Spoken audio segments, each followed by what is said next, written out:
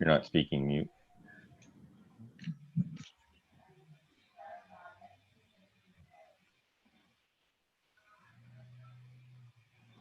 We're live.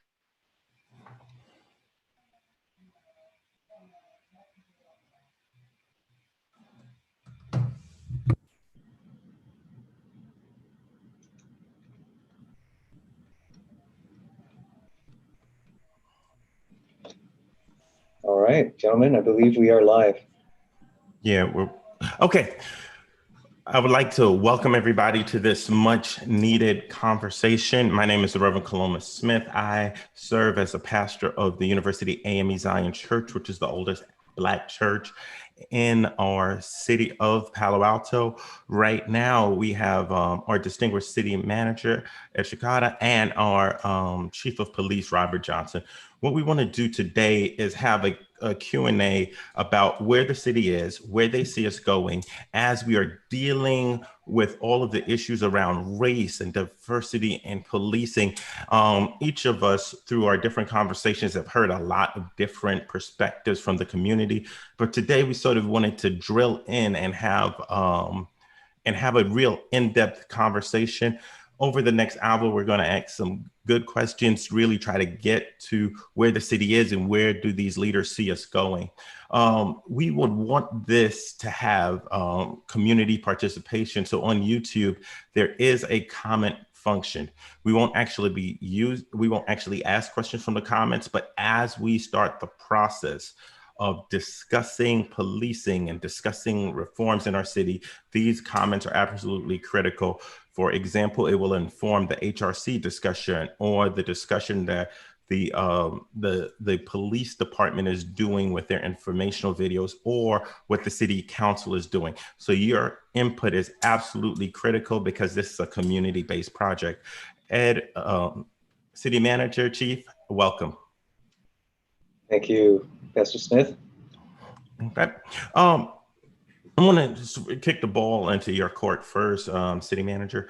Can you just give everybody just a sort of the lay of the land? I know that we wrote a letter about 25 to 30 days ago when everything unfolded around Memorial Day. But a lot has moved really quickly. We've made some moves on city council, staff, police, HRC. A lot of different things are moving. So can you give us an overview of where the city is today? Sure, thank you. Perhaps, and I'll just make a brief comment to start off because I know that we can get into some of the particulars through our discussion to come. But I would note that back in early June, the City Council adopted a resolution affirming Black Lives Matter. And that was a first step in what has subsequently taken a number of different dimensions to it.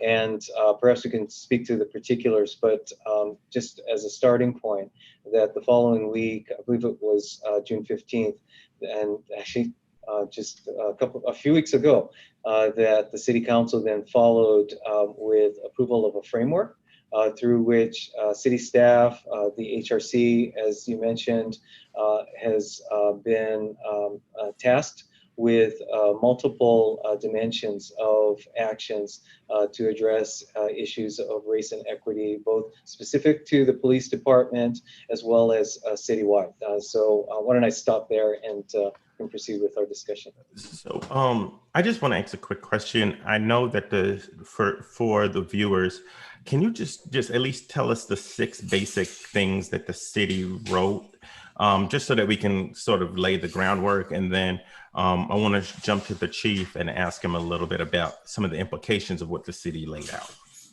Let's see. Now, unfortunately, my memory will fail me, so I need to ask folks to jump in if I miss anything. But first was certainly the 8 Can't Wait, and that was a specific series of actions or policies that have been identified as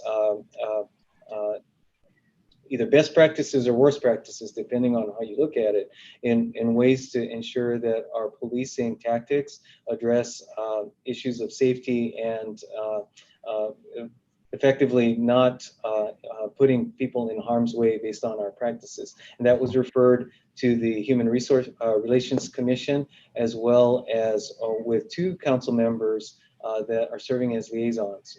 And so that was put on a 60-day turnaround time frame for the HRC to make any recommendations, both to hear from the police department as to actions that have been taken in each of those 8 areas, as well as any further actions that, based on HRC's discussion, might require further consideration by the council. So that's one. Another is related to our city police department's policies, both policies as they then translate into our hiring practices, our ongoing practices as it relates to both use of force as well as other elements of policing. A third is related to transparency and accountability. As we've started to conceptualize it, in effect, policies manual and the procedures by which our police department operates affect the day-to-day practices, but transparency and accountability really addresses questions of what happens when things go wrong, and both in terms of how the community is aware of processes for review, investigations of issues, as well as ultimate actions that are taken and how that accountability is defined. Another is related to our service model overall. And part of our discussion has been our police department are sent in to address the issues that our community and city council has identified as policing issues. But part of the strategy going forward may be to decrease the frequency with which police are sent in to address community issues. So there's alternative service models that are also part of our review. And there's a separate ad hoc committee that has been established by the city council to look at alternative service models.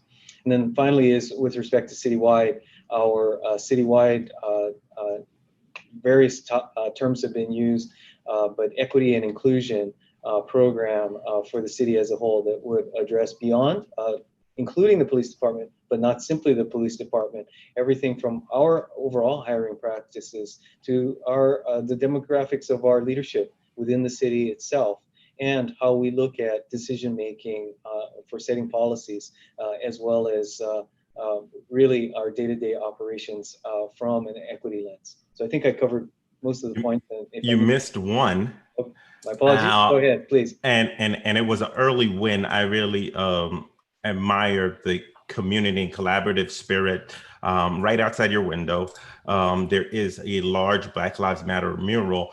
And what I really admire, and then we'll have you tell a little bit about the project, is that it came from Bay Area artists. Each letter is done by a different artist and tells a different story. And the Art Commission and the city did a great job of organizing that, because sometimes I think what we did really well, and I'm talking a little much, but we got Black artists to actually participate in the process. It wasn't like performative artwork of people in the community, but you've got the people that this means something to work. Can you tell us a little bit about that process? And then I'm going to hop over to Chief, because I don't want to ignore him for the whole conversation.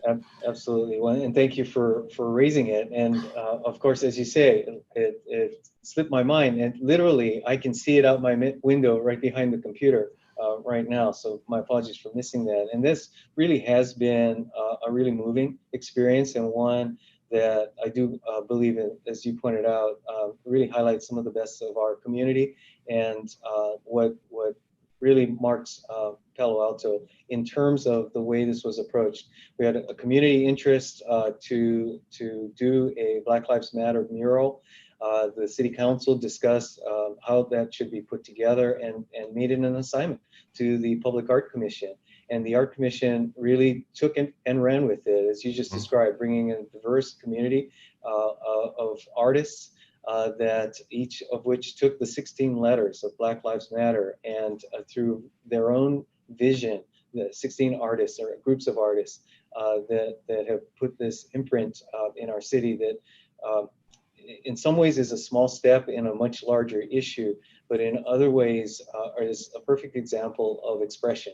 And the range of expression, the range of perspectives, and quite frankly, for me, an opportunity to think about how this issue appears from different vantage point and from different people's eyes, and in the case of our artists, from the vision that they bring to this really important discussion. So once again, thank you, Pastor, for raising that and reminding me of this really important step that our community has taken.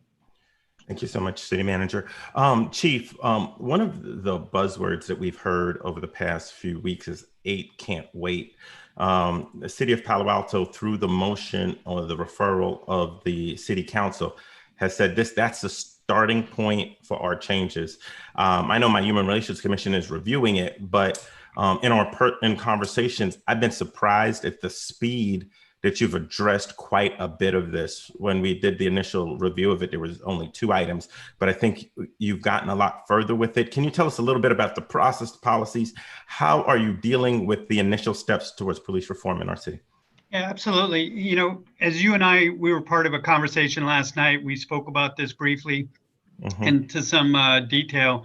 One of the things that I'm appreciative of all of this that's going on is it has created an environment and an energy I've never seen in my profession or my career within this profession. And we're talking going into 35 years, because things are happening very quickly. And I think that's important, because even though we've always had policies and protocols in place and we're constantly revising them to various case laws, decisions that come through, and many of these issues that we're talking about today were also addressed in Senate Bill 230 that got passed in 2018, that came into play recently as far as de-escalation and duty to intervene.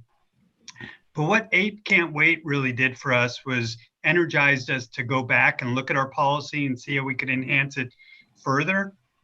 And that's exactly what we did in looking at it. The Palo Alto Police Department never authorized choke holds, but we had what's called the carotid restraint, which is an application of pressure along the carotid arteries.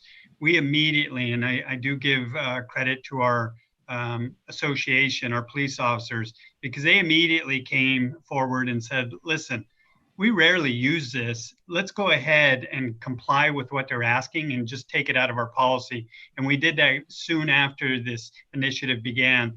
But we didn't stop there. We started looking at the other policies that we knew were of concern to the community, especially the de-escalation policy and the duty to intervene. And even though there was language for both of those aspects within our policy, we were able to address them and tighten them up even a little more to make sure that they're always part of the protocol. Excuse me, always part of the protocol. And we're continuing to go even further with that. You know, one of the things that I'm hearing quite a bit, and I know you are as well, is, and it is one of the components that the city manager spoke about, is the hiring practice of who we're bringing into our organization. And I spoke last night about tending to a garden. And as the leader of this and trying to develop a garden that really meets the needs of this community, I want to bring in the seeds that I want to nourish so they can flourish within this community. And we've been doing a tremendous job hiring over the last couple of years, but there were parts of our policy that we realized were still allowing what could be perceived as loopholes, and we immediately took those out. What I'm getting to is the concern of the community of allowing agencies to hire individuals that may have already had a pattern in practice for use of force, discipline, those kind of things, or even maybe bias. We've now added the language that would make those types of incidents automatic disqualifiers, so they wouldn't even be able to start the process. So I think it's a great platform. It's allowing us to become better, which is always great, because I think when an agency becomes complacent and satisfied with how they're serving a community, they become stagnant. And so I'm always striving for improvement. So again, as I mentioned last night, excited to be part of this whole movement. You know, one of the quick things, Chief, is the state of New York made some significant moves around police records. And we see a lot of states that are going to start dealing with qualified immunity and other things. Can you tell us how is the state legislature and what you're hearing, how do you see that impacting the Palo Alto Police Department? Because we see a significant evolution of some of the state level laws. And I know in policing, state level laws have a significant impact on what you can do locally. Oh, yes, they do. And that's the thing about this profession, and especially California. California has always been pretty progressive. They were really set the precedent through the passage of SB 230, as I mentioned, for those requirements within policy for the components of de-escalation and duty to intervene. But right now, there is a tremendous amount of bills being introduced in the Sacramento. I believe it's close to, if not more than 20 bills specifically about police reform, around police reform. And one of those is directed, and it's really an expansion of SB 1421, the transparency bill. And I think that's got a lot of room to continue to move forward. That would allow more transparency for law enforcement agencies. And that's something we'll just have to wait and see how it plays out. But I think for the state, again, California usually leads the way, and I'm comfortable that they will continue to do that through this movement as well, in addressing the areas that are most concerning to the community. Okay. Perhaps I could jump in at this point, Pastor Smith, as Chief Johnson's talked about where the staff has been.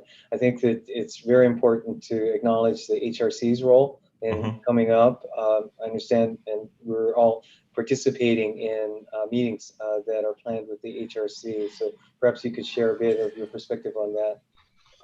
So just so for everybody that's watching, the HRC is the Human Relations Commission, which I chair.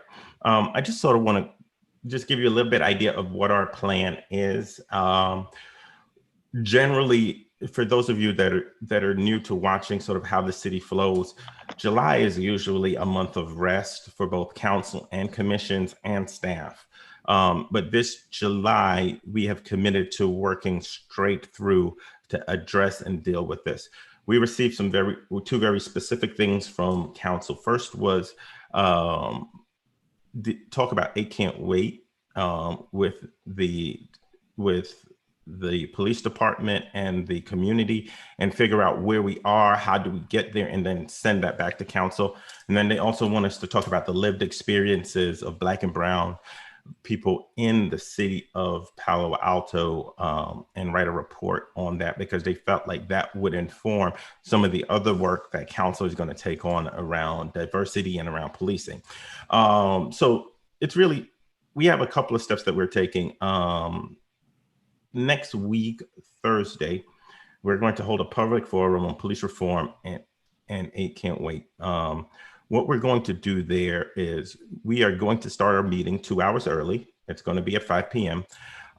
We are starting with public comment.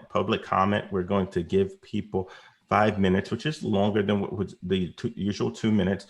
And we're going to invite the public to really share everything that they want, particularly around It Can't Wait and police reform, because we want to give council some of the trends and things that the community has to say.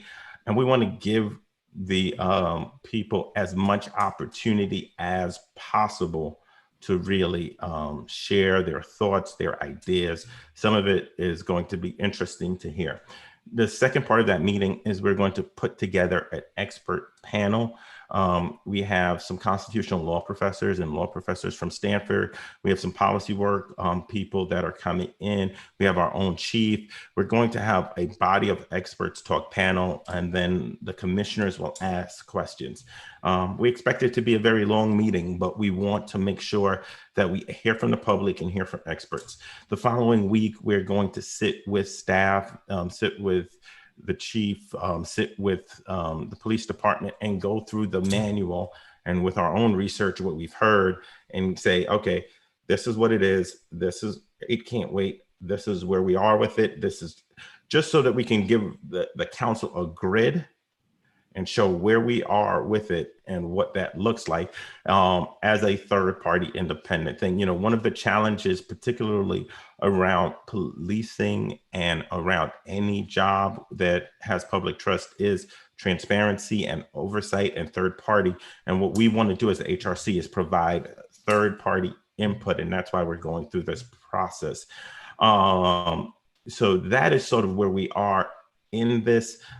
We will meet again later in the month, and then before the City Council comes back in August, we'll have in staff hands a report that quite simply at its basic level is a grid that describes where we are, what we need to do, where we can improve, and against that framework of A Can't Wait, and including other trends, themes, ideas that we're hearing from the public, because we really want to engage the public on this. We're going to hear a lot of different things. I've done, I think, 2 or 3 meetings already around this, and you're going to hear a lot of different things, from community oversight to transparency but we want to collect all of this, because the job of the HRC is to really be the canary in the coal mine, the arrow in the street, the place that public can speak, and we want to create the space that they can. So I think that's where we are with that, Ed. And on behalf of the city, I really do want to thank the HRC and the volunteer members of our Human Relations Commission for taking on this important role on behalf of the community, and really providing that bridge, that independent view as it looks at our police department. And actually, so along those lines, one other thread I'd perhaps like to pull on a little bit is on that issue of transparency and accountability that Pastor Smith, you raised and asked the police chief. As we walk into these discussions, I think it is important for the community to understand where we're starting, where we are today. Chief, if I could ask you to expand a bit on what our current systems are related to transparency and accountability. Yeah, I think a great question. And the reason I think it's a great question is because I think sometimes community members don't realize the mechanisms that are in place for the city of Palo Alto. They hear about what's going on a national level or even a regional level. But Palo Alto Police Department is pretty darn unique. And what I mean by that is, for a city of our size, we're one of the only agencies that has an independent auditor. And what that means, it's a third person party that comes in and looks at all of our citizen complaints, our use of tasers, and our internal investigations. So they get access to the complete file. They get to look at what we've done, how we evaluated it, what our outcome was, and then provide recommendations and feedback to us. This has been going on for the city of Palo Alto for over 10 years. And those reports are provided to you, as you know, the city manager and the city council twice a year. And I know since I've been here, there was a delay a little bit in some of those reports. I think we're back on track, which is a good thing. I hold my personnel extremely accountable for getting uses of force, especially, documented and processed quickly, as well as complaints from the public and internal investigations. Each of those have a little different time matrix, but I think getting them done and through the system quickly is important, so we can get them out for the community to see. So that's one of the things that I think is pretty impressive, very impressive. The other thing that I think the community may or may not be aware of, we have probably the most comprehensive video capturing system in the region, if not the state. And what I mean by that is, in those that have watched some of our introductory videos or informational briefings, each of our patrol cars has 5 cameras affixed to it that capture all the different angles, from the front to the sides to the back seat of the vehicle. We also, in 2018, gave every officer a body camera. So now, not only do they have access while they're driving their vehicle, anytime they disengage from that vehicle and maybe go into a house or wherever they are, they have their body camera. And our policy requires that that camera be activated during any interaction with the community. So we really have a lot of data that we collect. And over the past 2 years, as I shared last night, and I'm not a techie, but we have over 103 terabytes, which I'm told is a lot of data. It equates to about 30,000 hours of video of the interactions that we've conducted over the last couple of years. So the transparency part is the foundation is solid. Is there room for improvement? Absolutely. I do think, again, transparency goes back to that 1421 bill that the community is going to start seeing. We're releasing some video of incidents that occurred years ago. And they're probably questioning, why are we seeing this now? The 2015 shooting, an incident at the Macy's a few years ago before I arrived. Well, these are videos that we're required to or documents we're required to release now under the SB 1421 criteria. So we've released all of those that we're required to release. Those are accessible on our website now for public viewing, and we'll continue to release those, any incident that meets that criteria in the future. So, Chief, one of the things, we live in an information age, and one of the things I think people are looking for is the city of Atlanta did a really good job in the Rayshard Brooks shooting by getting information out within 3 or 4 days. And I've talked to you, is there a way you can see Palo Alto increasing its turnaround to get information out? Because I think, I know the procedure, but I think perception of time is a challenge. If it's 6 months, it's a vacuum that people are making judgments without information. Right. So do you see a way that we can get to that quick of a turnaround in the near term? Yeah, I mean, the technology is there, right? And we kind of touched on this a little bit last night. Mm-hmm. The problem for law enforcement is, and we've been behind the ball for a long time on this. I mean, I'll be very honest with you. There can be an incident that happens in the city of Palo Alto that the residents will know about before I know about it, because mm-hmm. information gets disseminated so quickly through the social platforms, social media networks, all those things. We have structures in place that really prohibit us from releasing certain information based on the rules of the game, so to speak, POBAR rights, police officer bill of rights, the structure that's in place. Officer involved shootings, really, because it's a collaborative effort with the district attorney's office. If we capture video, that's part of that investigation. So there's got to be a conversation of, should we be releasing this, when and how should we release this? I believe, and I'm saying this as Bob Jonsen, I believe the day will come where things will be immediate, because that's going to be the system in place. And with that, there will be interesting conversations, because when the community says they want everything right now, that means everything right now on both sides of the equation. And so there's a lot of conversation to come, because agencies throughout this country more and more are adopting to body cameras. And the system is designed to where you could probably be live all the time. I'm not necessarily advocating that, because I don't think as a society we're ready to see everything that's going on in everybody's house at every given moment. But I do think the conversation is starting to get stronger on getting information out there quicker, because the technology is putting us in a position that we have that availability. But we'll see where that takes us. I expect that with the framework that the City Council has established, and in particular, transparency and accountability as one of the dimensions of the work that will be happening over the next few months, that's exactly the discussion that we'll have. Under what circumstances, and as Chief Jonsen points out, there is this fine line we need to walk with respect to criminal investigations, administrative investigations, and how that information, that evidence, quite frankly, factors into that ongoing work, and not wanting to compromise the outcomes of those investigations. But to set some clarity as to how and when information like that should be released. I really look forward to that discussion. Yeah, because I think at the end of the day, we live in a world where information, particularly on charged incidents, people are going to want to see as soon as possible. Chief Jonsen, we made comments last night on a panel we were discussing on, and I sort of want to follow this through.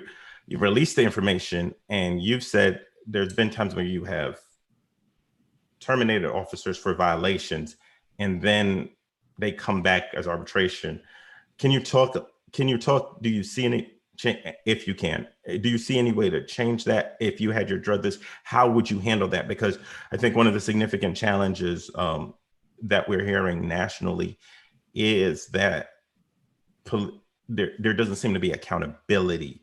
Even if you have transparency without accountability, there's a challenge. And you addressed that last night, but I'd like for you to go into that a little bit more for our community, because I think that's going to be a big issue, particularly given some of the challenges our city currently has. Yeah, and I think Judge Cordell also brought up some valid points in that area, because the system, the structure has been around far longer than I've been in this profession. And to answer the question, could Bob Jonsen change it by himself? No. I'll just be really honest with you, because a lot of the systems and the structures are so tangled together. Their agreements with unions, contracts, the council members. So these are rights that officers have, or the systems that are in place have been put in place for a long time. And I think agencies across the country are looking at those structures and trying to see where can we make improvements. I know the issue of arbitration is definitely one of those issues that's very sensitive with agencies across the country. And I've said it several times. I haven't met a chief yet that appreciates having to take back an officer that they held accountable and fired through arbitration, because it's just not a great recipe. But again, for the officers to give those up, the unions to give up that right, is not something they necessarily probably are willingly going to do, because they have it there for their protection. And I think it was Ron Davis and then Pastor Baines talked about it last night, who said, the structure that's in place today is doing exactly what it's designed to do. And until that's revamped, not a whole lot's going to change. So I do think there's opportunity. We are starting to hear language, and a bill that was introduced to Sacramento, I believe just yesterday or last week, is looking at the process of decertification. That is going to be one avenue that could help agencies get rid of officers that are a problem. Because right now, California is, I believe, only 1 out of 5 states in this country that do not have a system of decertifying police officers. So that's one, again, where there's room for improvement. And I think it's something, when I say that, there still needs to be a system that's fair for both sides. And that goes for the police officers. So I'm a little leery of just going and saying it should automatically be a decertification commission out there. There's got to be a thoughtful conversation around this, so all parties involved have a fair and impartial process connected to it. So we'll see where that takes us. I'd like to weigh in on that as well, because Chief, I know you on behalf of the department, men and women in the department have a responsibility to them. And as someone who's one step away from that, I agree that it really does need to be fair, that certainly what can be captured on video, everyone can see, and it's the circumstances that are often not seen. And so an important part of the investigations that occur is to understand the context, is to treat everyone fairly, as we would expect to be treated ourselves. So that is an important part of the path forward. Yeah, and if you don't mind, the one thing I would like to follow, because one of the things that all of us, I think, in this panel today have been hearing, especially specific to Palo Alto, there's been 2 or 3 incidents, and I'm not naive to them, 2 or 3 incidents that have a lot of focus on them. Yes, they do. And I'm not saying that they shouldn't, but to the city manager's point, I have to look at the entirety of the incident, because I have a lot of individuals that say this person should be fired, this person should be fired, this person.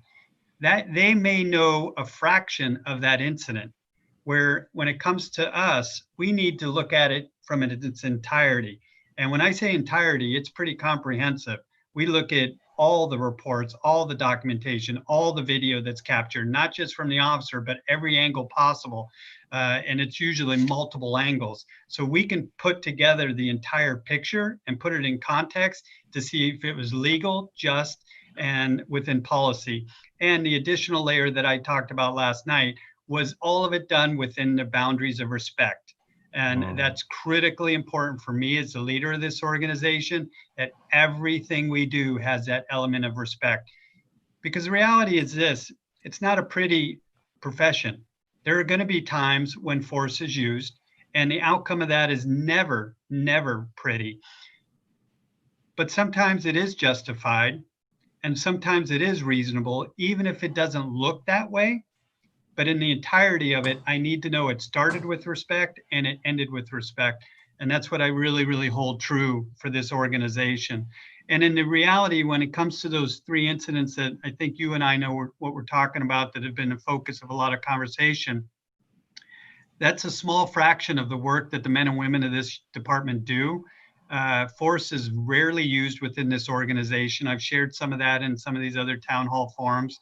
You know, we use force less than 1% of the time of our interactions. We have a lot of contacts out there, and we do so, many of those professionally and respectfully, get people to comply without using any force at all. And even when we do use force, the number I've shared a few times is 70% of that is just using physical strength. We rarely have to utilize one of those more advanced options that we have. So I'm very proud of the men and women. They do their best. But as I mentioned last night, when somebody does something that they didn't have a right to do, I will hold them accountable. Chief, I want to get to the city manager and talk a little bit about diversity in the city. But one of the things in the conversation about systemic racism is, and Pastor Baines alluded to it, and people have alluded to it, is police respond to phone calls. I've spoken to a lot of Black people in the city of Palo Alto, and they feel like there are a lot of people that are calling the police because of the presence of a Black person in a park, walking a street, XYZ. Can you share the statistic, and can you talk a little bit about some of the inputs you're getting on the system? Because the reality is, I want to hold the police accountable, and we've had this conversation. We've had very frank conversations about that. But I also want to hold community accountable, because if you're calling the police because a Black person's walking down your street, we have some other problems we need to talk about in our community that are systemic. So please talk to that. Yeah, I'll try to keep it short. I mean, again, that's a pretty loaded question. One of the numbers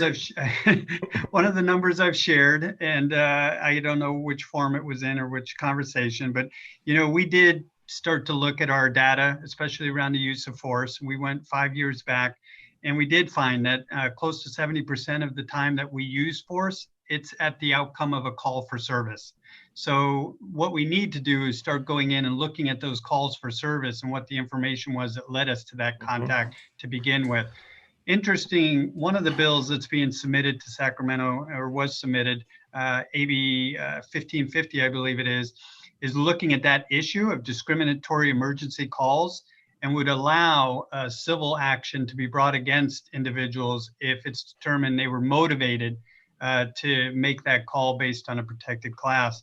So with the intent of knowing that a police officer is going to go out there and most likely infringe on their rights. So that'll be an interesting bill to follow as well. And I'm not saying that's a problem in Palo Alto, but I think it is something. I'll say it. I'm just saying, until I look at the data deeper and really break it down to see what's leading us to these calls, I do think, as the city manager said, there's a lot of conversation about having law enforcement be taken out of the equation for some of these calls. And we talked about that a little bit last night as well. And we have ideas on that area as we move forward. Okay. I know you can't say it, but I will say it. There is definitely a feeling in Black Palo Alto that people are weaponizing the police against Black individuals in community, walking down streets, calling people. So I feel like that is something we have to say, because you said it earlier, context is critical. And, you know, you can't protest the police and then have a black boy, Black man walking down the street and you call the police on them. It's there's a dissonance there. We spent a lot of time talking to Chief, but I really want to dive in a little bit more with the city manager, because I know he's got several different teams working on the challenges around diversity in the city and representation at different levels. And I know you're putting it together for the city council, but can you talk a little bit about that work, and where do you see some challenges and some opportunities in that space? Sure, thank you. And I think we touched on this a bit earlier, but just to recap quickly, that among the several assignments that the city council has set forward as priorities in this area is a citywide diversity and inclusion, or call it equity and inclusion initiative. And certainly it includes the basics as one might expect in terms of understanding of implicit bias throughout the organization. It also will lead to our doing a review, another review of demographics and how we shape up with respect to different levels in the organization, to the leadership as well. And that ultimately leads into decision making. So as much of the discussion has focused on police, so we say it starts with the police, but it can't end with the police. And this is about the community as a whole, and the city as an organization represents this community. And so nationally, discussions on topics ranging from housing policy to education to very near and dear to every city, zoning, land use, and how those issues all factor into race and equity, and whether it's exclusion or inclusion. So this will be a difficult conversation going forward, clearly, because as we revisit the systems that we operate in, the rules we operate under, and that we enforce, in many cases, these will be questioning the validity, the basis, and ultimately the impact that those rules are having, disparate impact in different sectors of the community. So it's a really, really important discussion for us to have, and one that we're stepping into, again, eyes wide open. Police department is in many ways leading the city in regard to this review. But again, what we're doing in terms of hiring, in terms of promotions, in terms of decision making, even there's been some discussion at the council of involving all boards and commissions. So once again, the HRC, the Human Relations Commission, in and of itself is in a leadership role in some ways blazing a trail for how can commissions look at its own work from a race and equity lens. And so we really look forward to having that shape up with the council, having identified ad hoc committees in the variety of areas. We look forward to bringing those together from a citywide perspective, and that those will lead, quite frankly, in some areas we probably don't anticipate today. We don't exactly know where it's going to lead, but it's part of our commitment to take the steps into that journey. So maybe I'll leave it at that. Okay. I'm going to ask Ed and Robert, not Chief and City Manager right now, a question. One of the significant challenges that is leveled against the city is that we can overcommittee and we can take too long to have changes. If there was something you can change right now without going through the processes to address this, what would be that change? And I know it's a hard question, but we all have restrictions on our jobs and processes, but I really want to hear if you could change one thing in the city that you think would improve race, equity, equality in the city. What would that one thing be today? And it could be a rule, a position, a job. Do you want me to answer first? Sure. How about that? You've had more time to think about that first. I just thought it up, but I'm going to say something. Well, one of the things I really think Palo Alto needs to do is systems are built by the people in the community. So a lot of the inequality and a lot of the things we see are based on the people in the community, whether they served on commissions, whether they served on council, whatever they voted, they created this space. And I think, one of my things is that every time we talk about race and equity and we talk about Black and brown people in our city, people go to East Palo Alto. And then people say, let's help East Palo Alto, or let's talk about Buena Vista. There are Black and brown people that work at Stanford, that work at tech companies, that live in houses, that are part of this community, that we need to have a more sophisticated and honest conversation about what happens to those people that are in the same socioeconomic, same demographics, that are sending their kids to private school because they're having challenges in the educational system. So I think we need to have a moment where there is real self-reflection and saying, let's not talk about East Palo Alto, and let's not talk about Buena Vista. Let's talk about how we treat Black and brown people in our community. And you want to talk about systemic racism, if you instantly want to talk about Black and brown issues and you go to another community and to poverty, you've automatically systematized what you perceive Black and brown people to be in your community. Yep. Excellent point. Chief, looks like you're ready to go. I don't know if I am or not. And so he said this is not his chief. Remember, he said It Robert. says Robert. Yeah. Robert. Yes. That's why I'm smiling, because I'm hesitating, because this could be one of those moments. But you know, one of the things you ask is what could we do, or what would we want? And you know, Ed brought it up, inclusion. And why I get frustrated sometimes is every agency I worked for, whether it was Los Angeles, Menlo Park, I did it immediately when I came to Palo Alto, I formed community advisory group. And it's interesting because what you just brought up is that's exactly what I try to do with these groups. I try to get directly into the neighborhoods to find out what's going on, how can we serve you, how can we build a better organization together. And recently, as you know, it came up last night, I get criticized because people think this is a hand-picked group, where in fact, and I did it at Menlo and Palo Alto, there's not a resident in this city or in Menlo Park that can say I turned them down. I opened it up for anybody to apply, and I accept every single resident that applied. So when I came to Palo Alto, and Ed may remember this, it was Jim Keene at the time, I said, hey, I received over 30 applications, too big. If you try to bring in 30 Palo Altans into a group, you'll never get anything done. And I'm just being honest. I'm new to this community. I think Jim must have said that. I didn't say that. Well, I know you didn't say it. you. You weren't here. You weren't you were the assistant city manager. But a lot of people said, hey, Bob, you can't do that. That's too big of a group. You go talk to that group. It's one of the most collaborative groups I've ever been part of.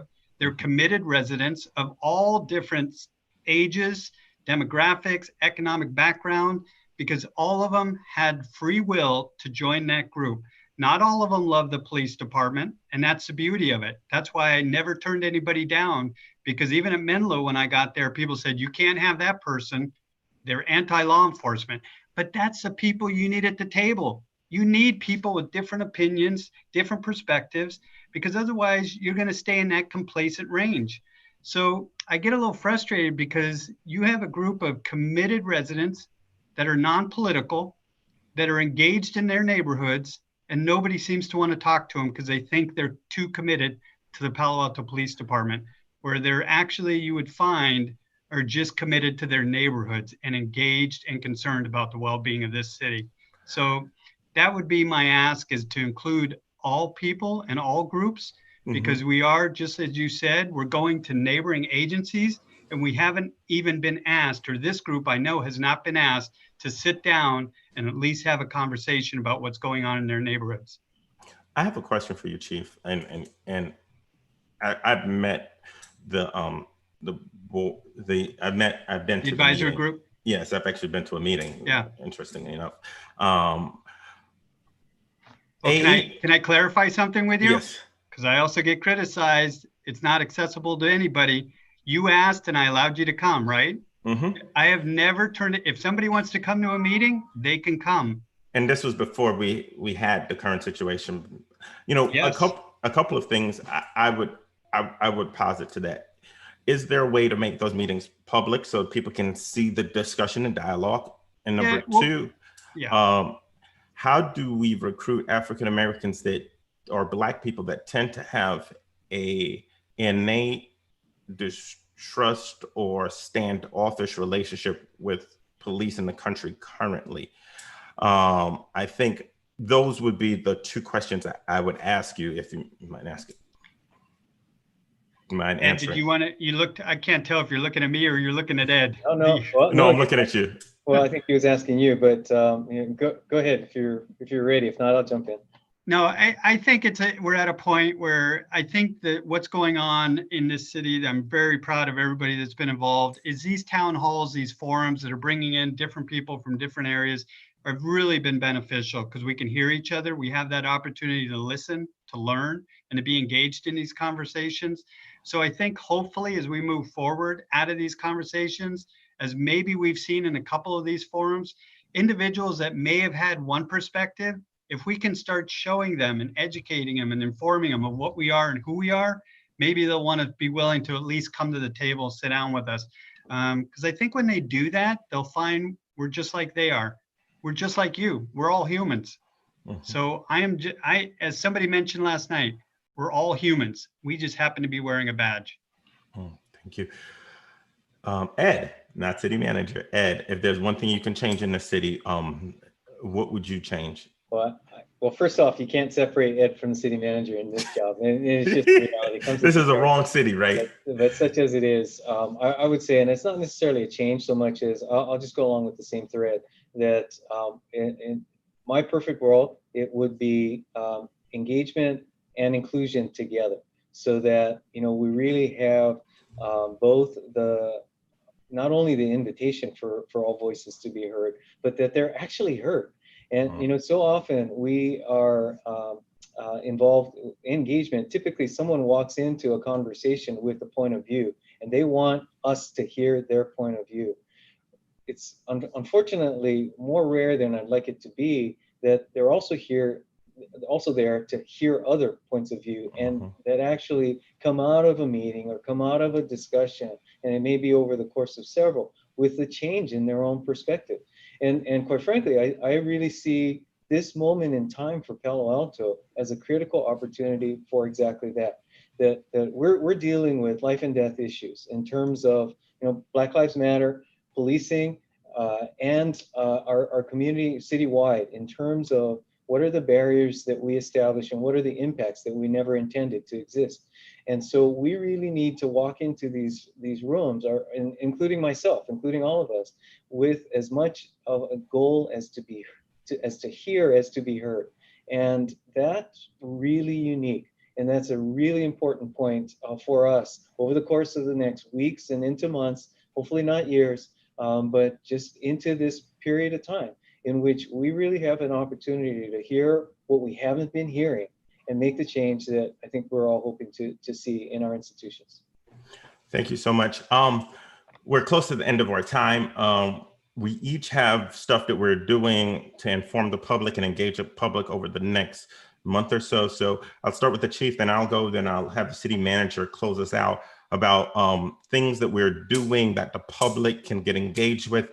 Because this conversation is not a conversation that was designed to provide answers. It was designed to be a launching point for more conversation and more community engagement. So I want to give everybody some touchstones and some places that the public can comment, the public can participate, the public can educate. And so I'll let Chief go, I'll go, and then the city manager will go. Yeah, sure. I mean, we're always accessible, and I think we have plenty of platforms out there through social media that people can access. They can get all our access information on the website, city website as well. You know, one of the things that we just started yesterday that some are saying, well, you're just doing it now, these informational briefings, that's not really true. We've been running basic citizen academies for years. We do 3 of them each year. It's just in this global pandemic, we haven't been able to do them. And why I love those community academies, and there's been hundreds of residents that have gone through those over the past decade, but it's to give them greater insight, like we talked about, of who we are, how we operate, what the authority is that we actually are empowered to have, and when we can utilize it. So it's a very, very good program. And what we've been doing, since we haven't been able to meet in person to provide that academy, we started these informational briefings, which began yesterday, which I did, which really gave a grand overview of who we are. And we'll be providing those. They're really just a snapshot of that 8-week academy. And they'll be done in 1-hour blocks over the next 4 weeks, or next 3 weeks now. Each afternoon, Wednesday afternoon at 2 o'clock, we'll be covering certain aspects, use of force, obviously one of them, accountability, our investigations, and our independent auditor, to really give a informative overview of how each of those aspects pertain to the police department.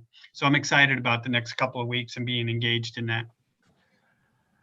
The Human Relations Commission for the city is going to be working on the 2 things that the city referral asked us to do.